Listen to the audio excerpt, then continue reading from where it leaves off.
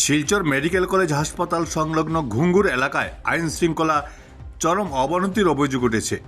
খোদ পুলিশ আউটপোস্টের নাকের ডগায় ড্রাগসের রমরমা ব্যবসার অভিযোগ করেছেন অনেকেই। সম্প্রতি এক র্যাপিডো চালককে নৃশংসভাবে মারধর ও ছিনতাইয়ের ঘটনায় তীব্র চাঞ্চল্য ছড়িয়েছে এবং এই অভিযোগও উঠেছে। ব্যুরো রিপোর্ট বরাক বিশ্বন।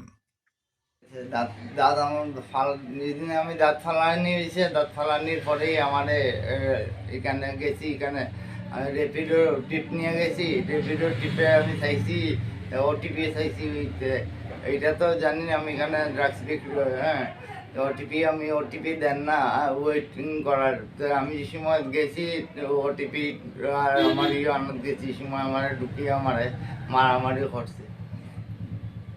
তারপরে আপস মীমাংসা শেষ করার কথা কইছিল। হ্যাঁ, এরপরে দিয়ে আমি আমার ঘরে আইয়া আমি কইছি যে এরম হয়েছে।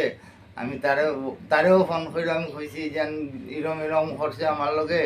হ্যাঁ, তার মা আসলো, ঠিক আছে, আর মা আসলো, তার মা আর ইয়ে করছে, দাঁতের মধ্যে মারছে। যেন পুলিশ প্রশাসনের কাছে আমার যেন ক্ষতি হয়েছে ক্ষতিপূরণ দিত। আর যদি ওই যে কইছে আমারে একলা পাইলে দাও দিয়া সাদাইব।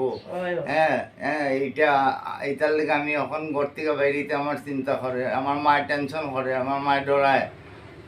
আর আমি ডেন্টাল হসপিটালে গেছি, আইতে সময় আমারে একটা ডাক দিয়ে সাইডে নিয়ে আমার গিয়া হয়েছে যে সুমন কুড়ির লগে তুই উস্তাদি খরচ নিয়ে হয়ে আমারে মারিয়া আমার একটা মোবাইল লইয়া গেছে।